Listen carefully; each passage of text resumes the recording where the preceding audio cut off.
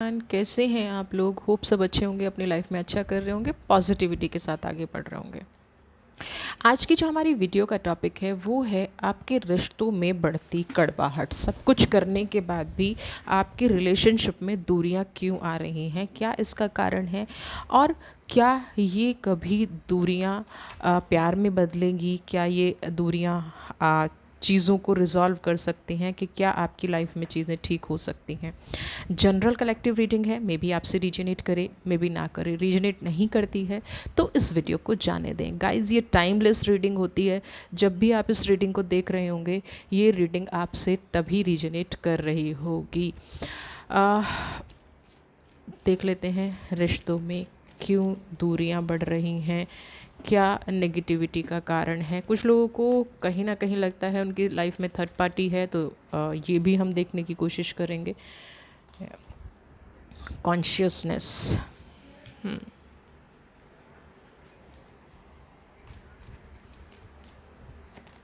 Break through,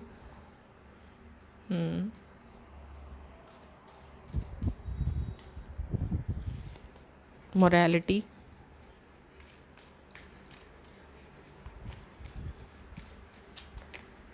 source. Source पे मैं रुकूंगी पहले, उसके बाद मोर कार्ड्स लेंगे। सबसे पहला consciousness, breakthrough, morality and here is source. ठीक है, अब आप इन कार्ड्स की एनर्जी को देखिए, या इन कार्ड्स की पिक्चर्स को अगर आप देख पा रहे हैं। क्वेश्चन है कि रिश्तों में कड़वाहट क्यों बढ़ती जा रही है, रिश्तों में तनाव क्यों बढ़ता जा रहा है। मैं आपको एक चीज़ सबसे पहले बताऊंगी, और यहाँ मैं दोनों पार्टनर्स के लिए बोलूँगी, एक किसी पार्टनर के लिए नहीं बोलूँगी, क्योंकि एयर का कार्ड है और जब रिश्ते की बात आती है तो रिश्ता दो लोगों से जुड़कर मिलता है, बनकर बनता है। ऐसा नहीं है कोई एक ही रिश्ता है। सबसे बड़ी बात कॉन्शियसनेस। आपकी पर्सन अगर डोमिनेटिंग है, अगर इसलिए लगा रही हूँ क्योंकि यहाँ पे ब्रेक थ्रू की एनर्जी भी है। ऐसा नहीं है कि उन्होंने रिश्तों से निकलने की कोशिश नहीं की है, या उन्होंने इन चीज़ों को समझने की कोशिश नहीं की है। ब्रेक थ्रू की एनर्जी और कॉन्शियसनेस दोनों का एक साथ आना ये बताता है कि यहाँ पे ना बहुत शुरू से ही एक अंडरस्टैंडिंग की कमी रही है। उसका रीज़न जो भी रहा हो, थर्ड पार्टी की एनर्जी अभी है नहीं, हम और कार्ड निकालेंगे उसके बाद देखेंगे।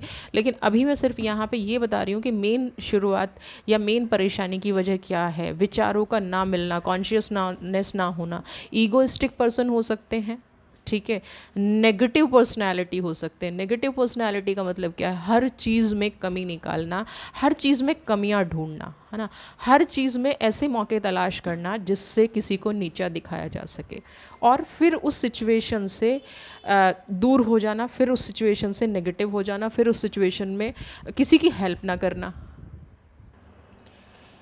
कॉन्शियसनेस नहीं है, एक दूसरे के लिए प्रति समझ नहीं है, एक दूसरे के प्रति समर्पण नहीं है। सबसे पहली प्रॉब्लम यहाँ पे ये है। दूसरा, ब्रेक थ्रू का कार्ड। बहुत सारे डिफरेंसेस होने के बाद भी कई बार आप बहुत गलत सिचुएशन में पड़ गए। आपको कई बार ऐसा लगा होगा कि रिश्ता टूट जाएगा, आपको कई बार ऐसा लगा होगा कि अब बस सरवाइव नहीं हो पाएगा, अब जो चीज़ें लाइफ में चल रही हैं वो हम नहीं कर पाएंगे। ये वाली एनर्जी भी आपकी लाइफ में बहुत आई होगी। बट फिर कहीं ना कहीं एक आ, किसी परिस्थिति के कारण, किसी भी ऐसी चीज़ के कारण आपने अपने आप को रोक लिया होगा, आपने अपने मन को कंट्रोल किया होगा, और आपने ये सोचा होगा कि इस परिस्थिति से अगर मैं निकाल सकती हूँ या मैं निकाल सकता हूँ तो मुझे चुप हो जाना चाहिए। कई बार आपके सामने ऐसी सिचुएशन आई है, आप गलत नहीं हैं, है ना। छोटे मोटे झगड़े ऑब्वियसली हर दिन यहाँ पे मुझे देखने को मिल रहे हैं, क्योंकि ब्रेक थ्रू कई बार पॉजिटिव आता है, लेकिन यहाँ पे ब्रेक थ्रू इसलिए पॉजिटिव नहीं है क्योंकि कॉन्शियसनेस और मॉरलिटी है। बहुत सारे लोग कहते हैं, बहुत सारे टैरो रीडर्स के कई बार मेरे पास क्वेश्चंस आते हैं कि मैम आप कैसे ये करते हो। मैं उन लोगों के लिए स्पेशली ये क्लैरिफाई करती हूँ कि आपके फर्स्ट और लास्ट में कौन सा कार्ड आ रहा है। कार्ड की पिक्चर देख के पढ़ना नहीं होता, आपकी कार्ड क्या कनेक्ट कर रहे हैं वो पढ़ना होता है। तो यहाँ पे breakthrough no doubt situation से निकालता है, लेकिन मॉरलिटी का कार्ड है। सिचुएशन से निकलना या उस सिचुएशन से एडजस्ट करना वो आपको बहुत अच्छे से आता है, और आपने बहुत अच्छी कला सीखी भी है। आपके जो पर्सन हैं वो कहीं ना कहीं आपके अंदर जो एक सोर्स की एनर्जी है ना, जो आपकी पॉजिटिविटी और जो आपकी स्ट्रेंथ का कॉम्बिनेशन है वो आपके पर्सन से कहीं ना कहीं बर्दाश्त नहीं होता है। सोर्स की एनर्जी यहाँ पे 100% ये दिखा रही है कि पॉजिटिविटी हर किसी इंसान से बर्दाश्त नहीं होती है, और कॉन्शियसनेस, समझदारी की उम्मीद तो आप इन पर्सन से कर ही नहीं सकते। इनको एक चीज़ बहुत अच्छी आती है, दूसरों में कमियां निकालना, और यही आपके रिश्ते की सबसे बड़ी टकराव का कारण रहा है। और अब क्यों कड़वाहट बढ़ती जा रही है? जब बार बार आप रुक गए, बार बार आपने रिश्तों को मैनेज कर लिया, फिर ऐसी क्या एनर्जी आई, या जो आपका डाउट रहता है हमेशा अक्सर लोगों का, क्या वो डाउट भी सही है एक्सप्रेसिंग?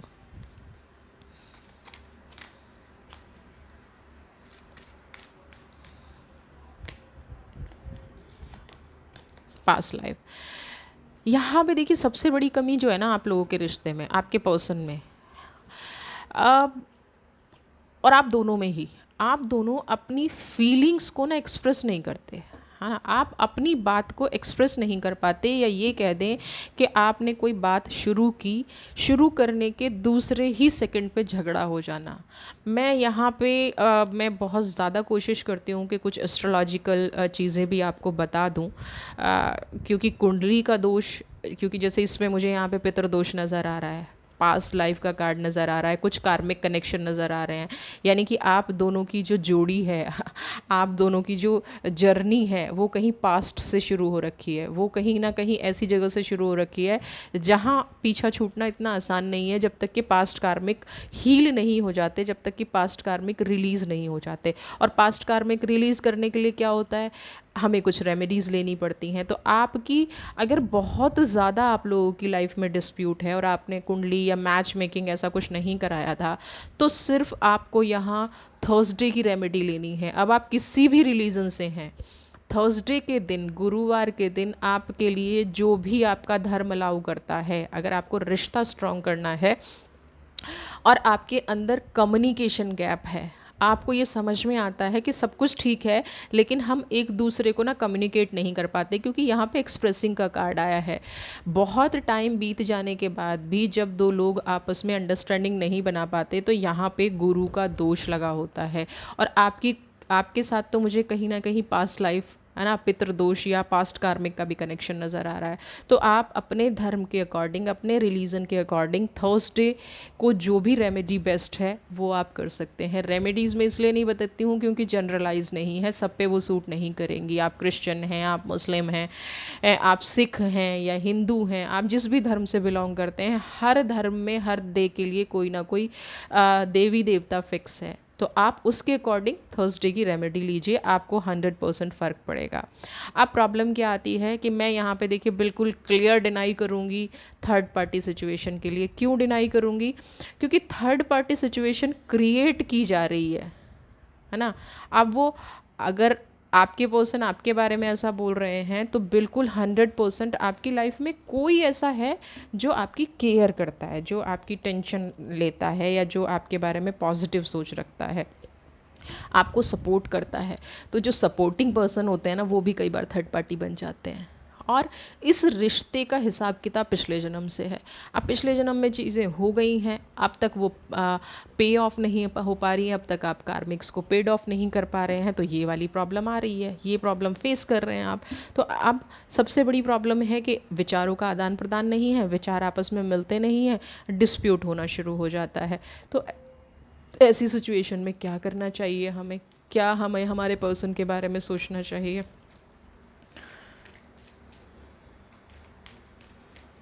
मैं आपको एक रेमेडी यहाँ पे बताऊंगी, स्लोइंग डाउन। देखिए, पहली बात तो आपको गुरु की रेमेडी लेनी है, रिश्ता बिल्कुल ठीक होना शुरू हो जाएगा। मोर कार्ड ले लेते हैं।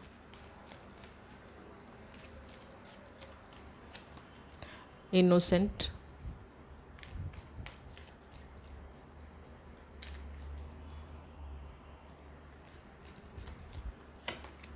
Cleansing to the past,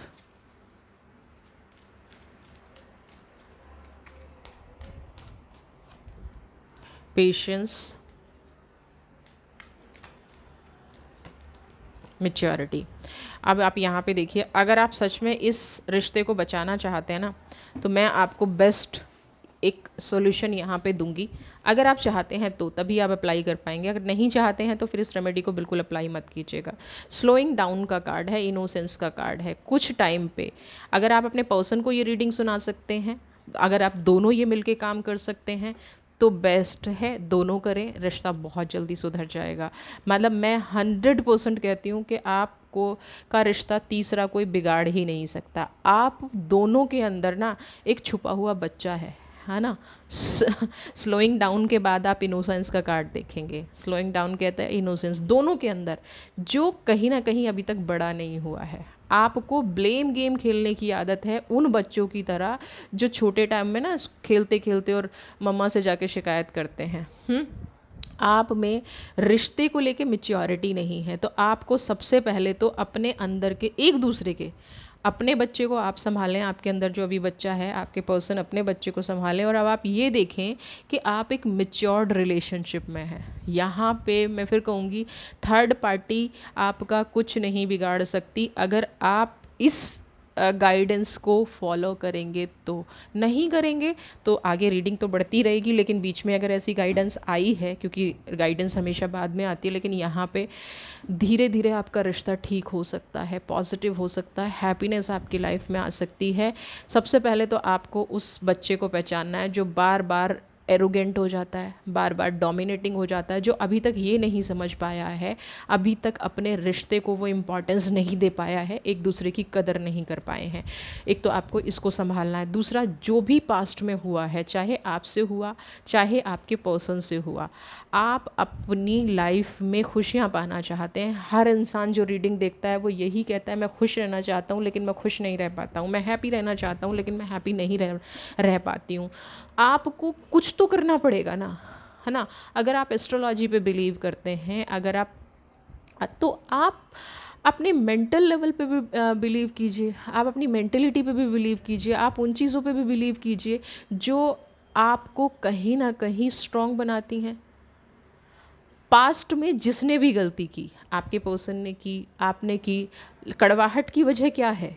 past की गलतियाँ, चाहे वो आपके पर्सन की हैं। मैं इसीलिए कह रही हूँ अगर आपके पर्सन की गलतियाँ हैं तो आप इस रीडिंग को उनके साथ शेयर करें और उनको भी ओपन माइंड डिस्कशन करने के लिए बोलें। तनाव जिसने भी दिया, रिश्तों में दूरियां जिसकी वजह से भी आई, सबसे पहले तो इनमें थर्ड पार्टी की कोई गुंजाइश नहीं होनी चाहिए। कोई आपको समझाए, कोई आके आके आपसे बात करे, ये होना ही नहीं चाहिए। ये अगर होगा तो फिर चीज़ें गलत हैं। तो आपको करना क्या है? सबसे पहले आपको अपने पास्ट को क्लीन करना है। कैसी भी बड़ी से बड़ी गलती क्यों ना रही हो, जीवन को आगे बढ़ाना है ना, मूव ऑन करना है तो फिर तो कोई प्रॉब्लम ही नहीं है। लेकिन जीवन को अगर आगे बढ़ाना है और आप अपने पर्सन से प्यार भी करते हैं, उनकी केयर भी करते हैं और उनसे ये चाहते भी हैं कि वो भी आपकी केयर करें, वो भी रिस्पेक्ट करें, और ये काम एक दिन में नहीं होगा, क्योंकि पेशेंस और मैच्योरिटी दोनों अर्थ के कार्ड आए हैं।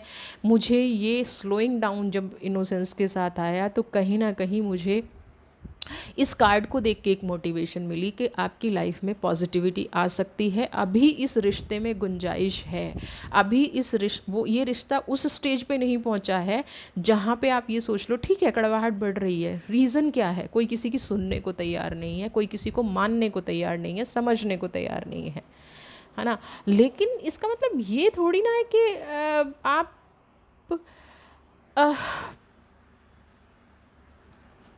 मूव ऑन हो जाए, क्योंकि अगर इस सिचुएशन के अकॉर्डिंग आप मूव ऑन हुए तो आप जिस भी नए रिश्ते में जाएंगे ये टीस आपको हमेशा सताती रहेगी, है ना।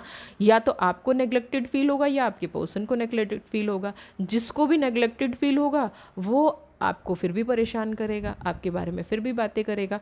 अगर गुंजाइश है इस कड़वाहट के बाद भी, रिश्तों में कड़वाहट बहुत आराम से घुल जाती है, कोई भी घोल दे। किसी के बारे में दो जाके बातें कर लो। हमें ना यहाँ पे जैसे मैं देख पा रही हूँ कि आपके पर्सन कच्चे काम के हैं, तो यहाँ पे सिर्फ आपको कच्चे कानों का होना ज़रूरी है। यानी कि कोई भी आपसे बात कह दे, कोई भी आपसे किसी भी तरह की बात कर ले, उसके बाद आपने क्या करना, उस चीज़ पर ट्रस्ट कर लेना और आपको ये समझ लेना है कि आपके पर्सन ही गलत हैं, आपके पर्सन ही नेगेटिव हैं। बस इतना ही तो करना है, इतना आप कर लीजिए। बाकी रिश्तों में कड़वाहट घुल जाना तो बहुत आराम है।